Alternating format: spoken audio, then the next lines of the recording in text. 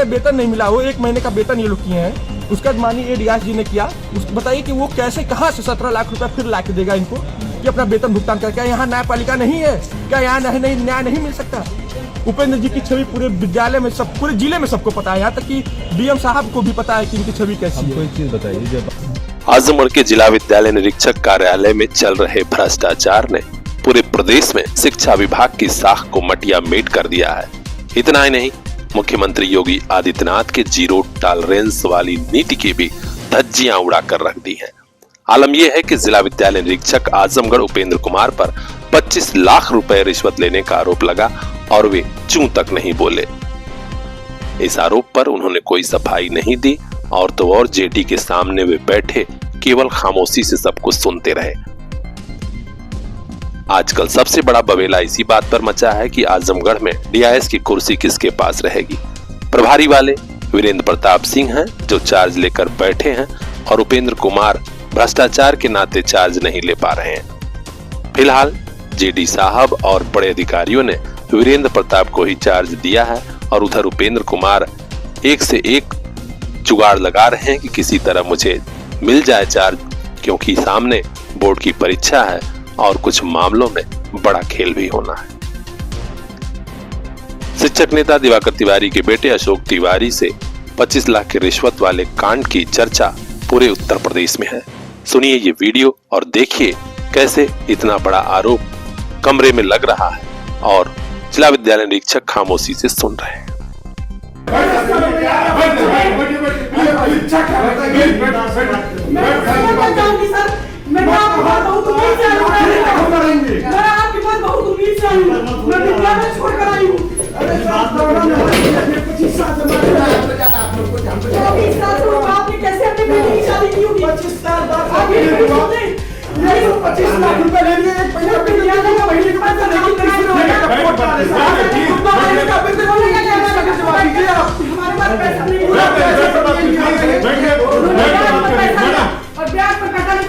इनको शर्म आई एक बार भी बात की?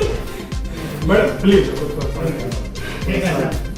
मैं बहुत उम्मीद से आपके पास आई हूं सर, बहुत उम्मीद से आज तो इसको फैसला करेंगे तो सर हम यहीं बैठेंगे सर, यहीं आएंगे सर।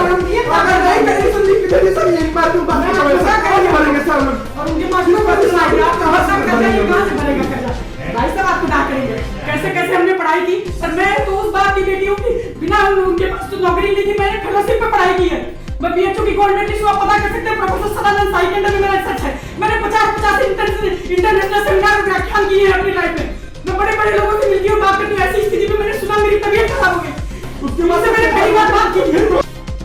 मतलब साफ है, भ्रष्टाचार हुआ है। अब इसकी जांच ईमानदारी से कब होगी और क्या परिणाम आएगा, यह जानने वाली बात होगी। प्रदेश के बड़े अफसरों ने हस्तक्षेप किया है। जल्द ही इस पर बड़ा उलटफेर वाला खुलासा होगा। हर अपडेट हम तक पहुंचाएंगे। खास खबरों के लिए चैनल को सब्सक्राइब कर लीजिए। देखते रहिए PR इंडिया न्यूज। मेरा नाम सौरभ तिवारी है। मामला मेरे पिताजी का है। मेरे पिताजी अंजुमन इस्लामिया माध्यमिक उच्चतर माध्यमिक विद्यालय दौना में टीचर है, जो हम लोग 25 साल से मुकदमा लड़ते आए हैं।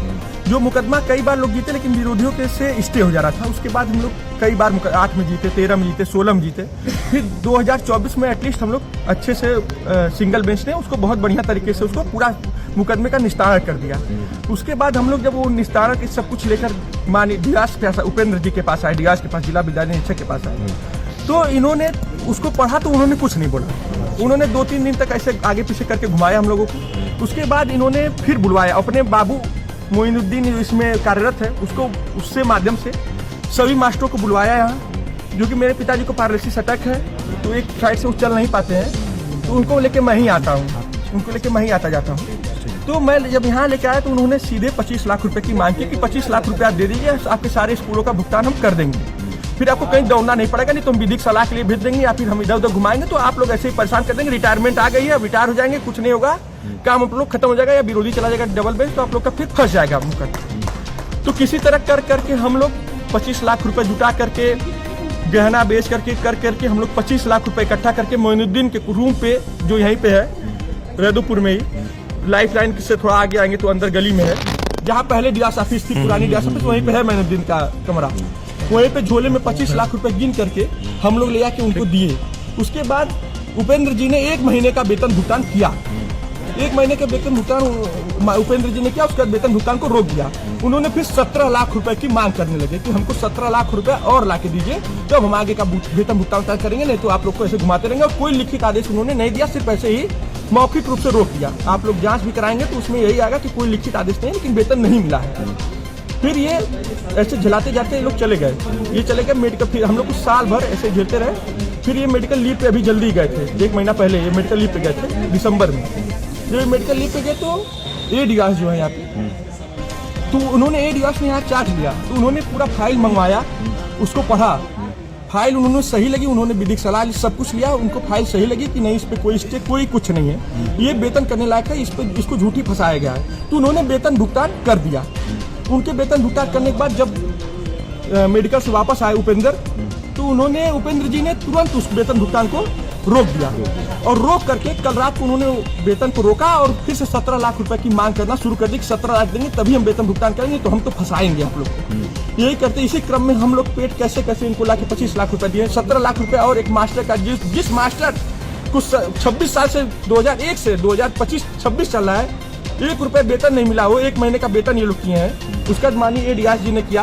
उसको बताइए कि वो कैसे कहाँ से 17 लाख रुपए फिर ला के देगा इनको कि अपना वेतन भुगतान कर। क्या यहाँ न्यायपालिका नहीं है?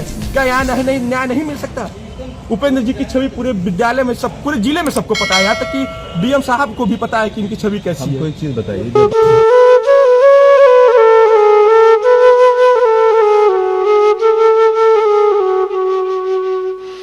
मेरी पढ़ाई तो इसी स्कूल में होगी मम्मी। मेरा school Saba convent school, roadways Mubarakpur Azamgarh. अच्छे टीचर, अच्छी पढ़ाई, खेल का बड़ा मैदान, ट्रांसपोर्ट की फैसिलिटी भी। और हाँ, हमारी दूसरी ब्रांच भटौरा सठियाओं में। नए सत्र में प्रवेश प्रारंभ। कांटेक्ट कीजिए 91 40 50 41 40।